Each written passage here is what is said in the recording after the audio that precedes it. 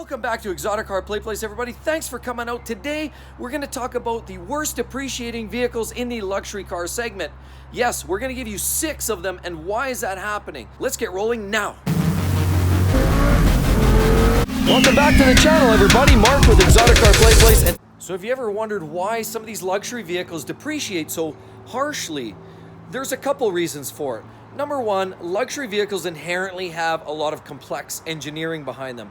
Electronics, designs, breakthrough, state-of-the-art technology that often leads to premature failing. Another reason why this might be the case for vehicles actually depreciating much more aggressively is because the vehicles that tend to depreciate aggressively are often leased vehicles.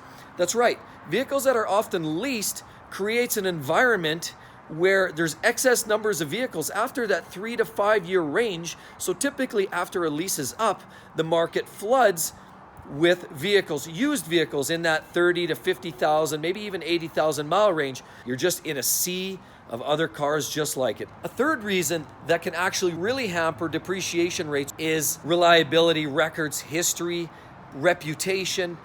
You know, the whole gamut of what has that model been like in the past? If it's historically been notoriously bad and unreliable, what do you think that means down the road? So let's get to our list. Right here, we happen to have the worst vehicle for depreciation. We have a 7 Series BMW.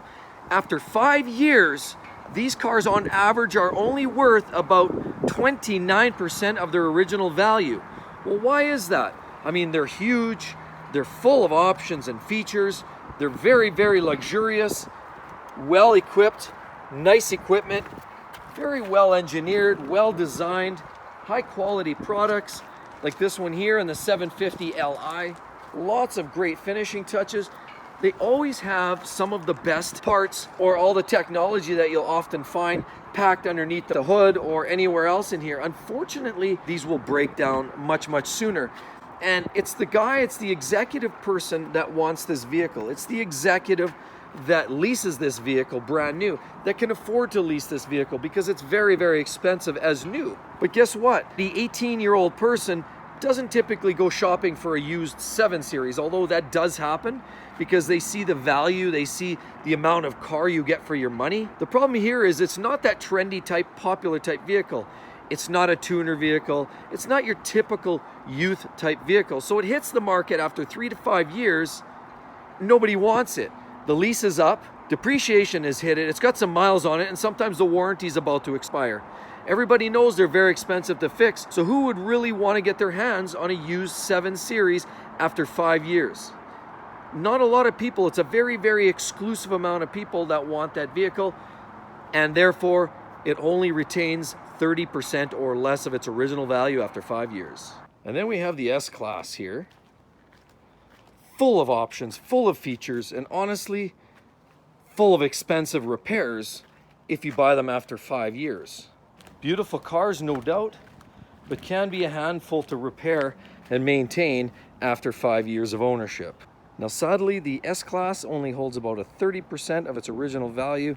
Again, one of those big leasers by the executives, not really well wanted by the secondhand market. And then we have the 6 Series BMW.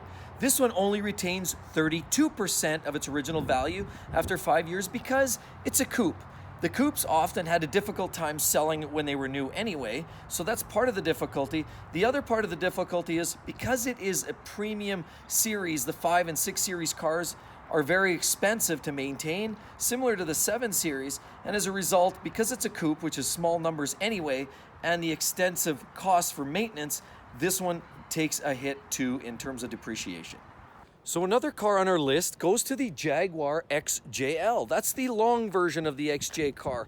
Now these are really well decked out, beautiful luxury cars. Let's just take a look around as an example. Absolutely wonderful finishing, beautiful finishing everywhere. You've got lots of nice touches, an absolutely gorgeous interior, beautiful lines here as well. And honestly, this is one of the nicest, sexiest back ends for a Jaguar. It beats any of the Jags. However, this one here, the XJL, actually loses about 77% of its original value. That's right, it only retains, on average, after 5 years, about 33% of its original value is retained after 5 years, primarily because of leases and Jaguars. Hey, let's face it, the reputation is not stellar for reliability. So another one on our list that takes a serious hit in depreciation is the BMW 5 Series, like what we have over here, primarily because it is similar technology as the 6 Series, which we mentioned and alluded to. It's just a slightly watered down version of what you get in the 7 Series.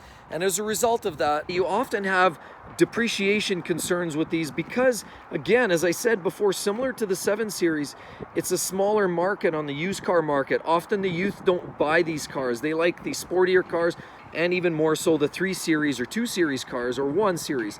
The 5 Series suffer at the second-hand market, unless you're talking about an M5. Outside of that, all of these standard 5 Series cars take a hit because few people want them, and they also know the elevated maintenance costs associated with owning a 5 Series after 5 years of age. And then we have the Mercedes E-Class. Contrary to the fact that they're actually a fairly reliable vehicle, at least in recent years, the E-Class still suffers from a reputational issue and still only retains about 33% of its original value after 5 years.